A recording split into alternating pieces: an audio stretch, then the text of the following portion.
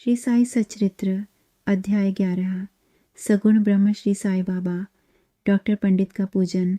हाजी सिद्दीक फाल के तत्वों पर नियंत्रण। इस अध्याय में हम श्री साई बाबा के सगुण ब्रह्म स्वरूप, उनका पूजन तथा तत्वों पर उनके नियंत्रण का वर्णन करेंगे।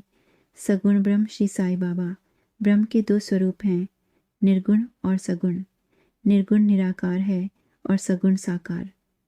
यद्यपि दोनों एक ही ब्रह्म के रूप हैं, फिर भी किसी को निर्गुण उपासना में रुचि होती है और किसी को सगुण उपासना में, जैसा कि श्रीमद् भगवद गीता के 12वें अध्याय में वर्णित है। सगुण उपासना सरल और श्रेष्ठ मानी गई है। मनुष्य स्वयं शरीर और इंद्रियों सहित आकार में है, इसलिए उसे ईश्वर की साकार उपासना स्वाभाविक रूप से सरल लगती है। जब तक कुछ समय तक सगुण ब्रह्म की उपासना नहीं की जाती, तब तक प्रेम और भक्ति की वृद्धि नहीं होती। जैसे जैसे सगुण उपासना में प्रगति होती जाती है, वैसे वैसे साधक निर्गुण ब्रह्म की ओर अग्रसर होता जाता है। इसलिए सगुण उपासना से ही आध्यात्मिक यात्रा प्रारंभ करना उत्तम माना गया है। मूर्ति, वेदी, अग्नि, प्रकाश, सूर्य, जल और ब्राह्मण, ये 7 उपासना की वस्तुएं मानी गई हैं, परंतु सद्गुरु इन सभी में श्रेष्ठ हैं। अपने नेत्रों के सामने श्री साई का स्वरूप लाओ, जो वैराग्य की प्रत्यक्ष मूर्ति और अनन्य शरणागत भक्तों के आश्रयदाता हैं। उनके वचनों में विश्वास रखना ही सच्चा आसन है और उनके पूजन का संकल्प करना ही समस्त इच्छाओं का त्याग है। कुछ लोग श्री साई बाबा को महान भक्त या महाभागवत मानते थे, परंतु हमारे लिए वे स्वयं ईश्वर अवतार हैं। वे अत्यंत क्षमाशील, शांत, सरल और संतुष्ट थे। यद्यपि वे शरीरधारी प्रतीत होते थे, परंतु वास्तव में वे निर्गुण, निराकार, अनंत और नित्य मुक्त थे। जैसे गंगा नदी समुद्र की ओर बहते हुए मार्ग में असंख्य प्राणियों को शीतलता, जीवन और तृप्ति प्रदान करती है, वैसे ही श्री साई बाबा संत जीवन व्यतीत करते हुए भी सबको सांत्वना और सुख प्रदान करते थे। भगवान श्री कृष्ण ने कहा है, संत ही मेरी आत्मा है, वे मेरी जीवित प्रतिमा हैं। मैं स्वयं वही हूँ। सत, चित्त और आनंद स्वरूप ईश्वरीय शक्ति शिड़ी में साई रूप में अवतरित हुई थी। उपनिषदों में ब्रह्म को आनंद कहा गया है। जो आनंद पहले केवल ग्रंथों में पढ़ा और सुना जाता था, भक्तों ने शिड़ी में उसका प्रत्यक्ष अनुभव किया। बाबा सबके आश्रयदाता थे। उन्हें किसी की सहायता की आवश्यकता नहीं थी। भक्त उनके बैठने के लिए मुलायम आसन और बड़ा तकिया रखते थे। वे भक्तों की भावनाओं का आदर करते और उन्हें अपनी इच्छा अनुसार पूजन करने देते थे। कोई छंवर डुलाता, कोई वाद्य बजाता, कोई उनके चरण धोता, कोई इत्र और चंदन अर्पित करता, कोई सुपारी, पान और नैवेद्य अर्पित करता। यद्यपि ऐसा प्रतीत होता था कि बाबा केवल शिरडी में निवास करते हैं, परंतु वास्तव में वे सर्वव्यापक थे। भक्त प्रतिदिन इसका अनुभव करते थे। ऐसे सर्वव्यापक गुरुदेव के चरणों में मेरा बार बार प्रणाम है। डॉक्टर पंडित की भक्ति। एक बार श्री तात्या नूलकर के मित्र डॉक्टर पंडित बाबा के दर्शन के लिए शिरडी आए। बाबा को प्रणाम कर वे कुछ देर मस्जिद में बैठे रहे। फिर बाबा ने उन्हें दादा भट्ट केलकर के पास भेजा, जहां उनका आदरपूर्वक स्वागत हुआ। इसके बाद दादा भट्ट और डॉक्टर पंडित साथ में पूजन के लिए मस्जिद पहुंचे। सभी लोग बाबा का पूजन करते थे, परंतु किसी ने भी बाबा के मस्तक पर चंदन लगाने का साहस नहीं किया था। केवल म्हालसा पति ही उनके गले में चंदन लगाते थे। डॉक्टर पंडित ने पूजन की थाली से चंदन लेकर बाबा के मस्तक पर त्रिपुंड लगाया। सभी लोग आश्चर्यचकित रह गए कि बाबा ने उन्हें कुछ भी नहीं कहा। संध्या समय दादा भट्ट ने बाबा से पूछा, आप दूसरों को मस्तक पर चंदन नहीं लगाने देते, परंतु डॉक्टर पंडित को आपने क्यों नहीं रोका?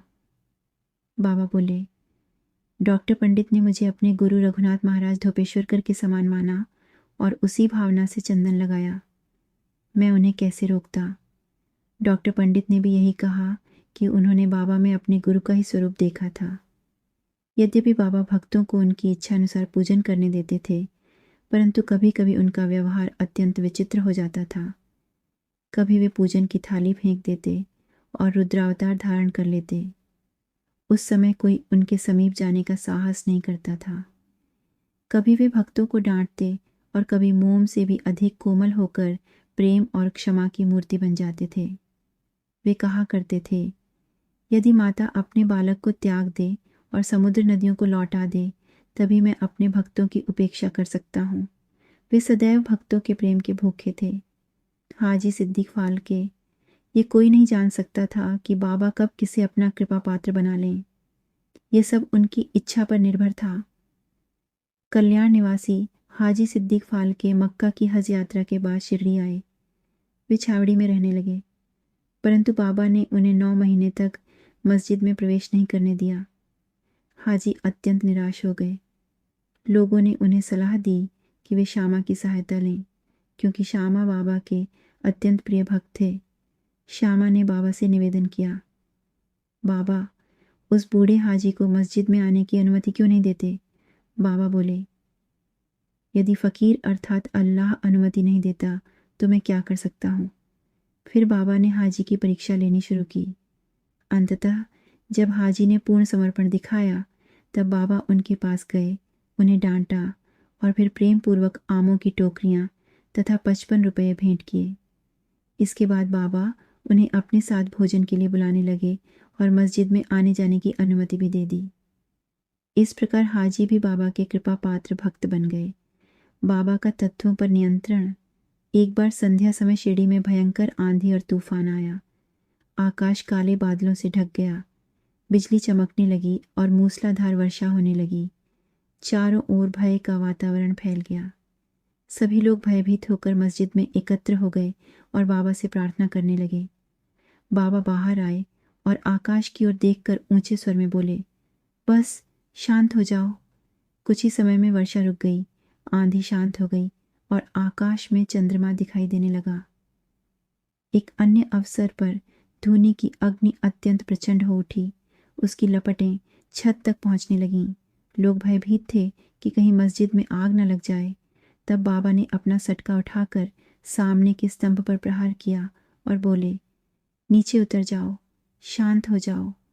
प्रत्येक प्रहार के साथ अग्नि की लपटें कम होती गईं और कुछ ही समय में धूनी शांत हो गई। श्री साईं वास्तव में ईश्वर के अवतार हैं। जो उनके शरणागत होता है उस पर वे अवश्य कृपा करते हैं। जो भक्त श्रद्धा और भक्ति से इस अध्याय का पाठ करेगा, उसके दुख शीघ्र दूर हो जाएंगे। उसे सदैव श्री साईं चरणों का स्मरण बना रहेगा और उसकी समस्त इच्छाएं पूर्ण होकर वह निष्काम हो जाएगा। श्री सद्गुरु साईनाथार्पणमस्तु। श्री साई सच्चरित्र अध्याय